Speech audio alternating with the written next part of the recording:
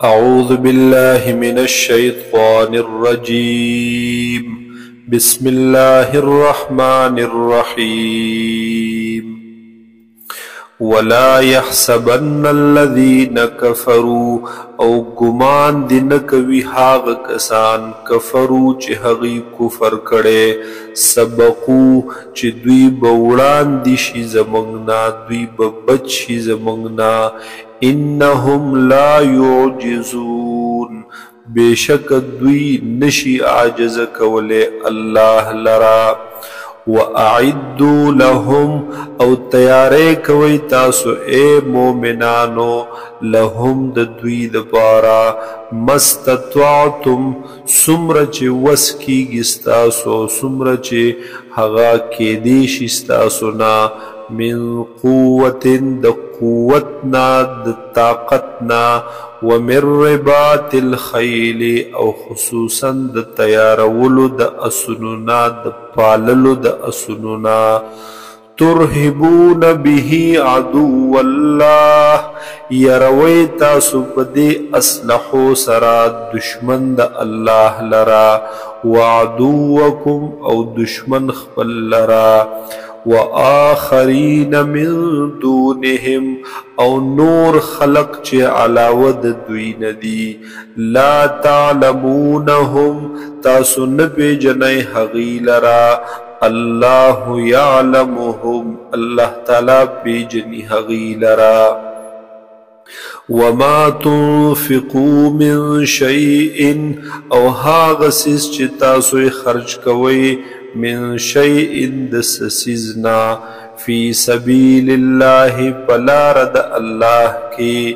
یوفا الیکم پورا پورا بدل بدرکلیشی تاسو تا وانتم لا تظلمون پداس حال کی چه ظلم بنکولے کی گی پتاسو وَإِن جَنَحُوا لِلسَّلْمِ او کچرت دا کافران مائل شی صلح تا مصالحت تا فجنح لها نپستهم مائل شد صلح تا وتوکل علی اللہ او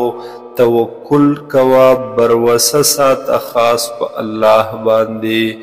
انہو هو السمیع العلیم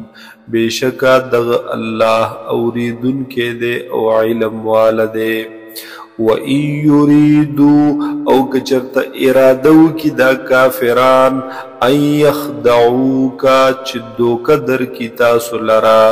فَإِنَّ حَسْبَكَ اللَّهِ پس بیشکا کافی دیتا لرا اللہ تعالی هو الذی دا اللہ غزات دے ایدک بنصره چی مضبوط کڑی تو پا امداد خپل سرا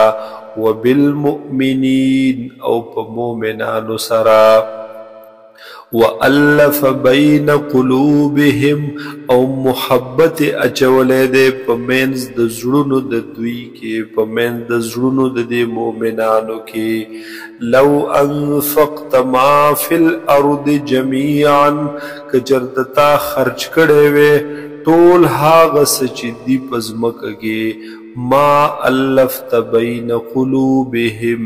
نتا محبت نشور چولے پمینز د زړونو د دوی کې ولکن الله الف بینهم لیکن الله تعالی محبت واچولو پمینز د دوی کې دوی متحد کړل انه عزیز حکیم بیشک دغ الله دې غالب زورور حکیم او حکمتن والا یا ایها النبی اے حضور صلی اللہ علیہ وسلم حسبک اللہ کافی دیتا لرا اللہ ومن اتبعکا او هاغ سوک چی تابداری کوستا من المؤمنین د مومناننا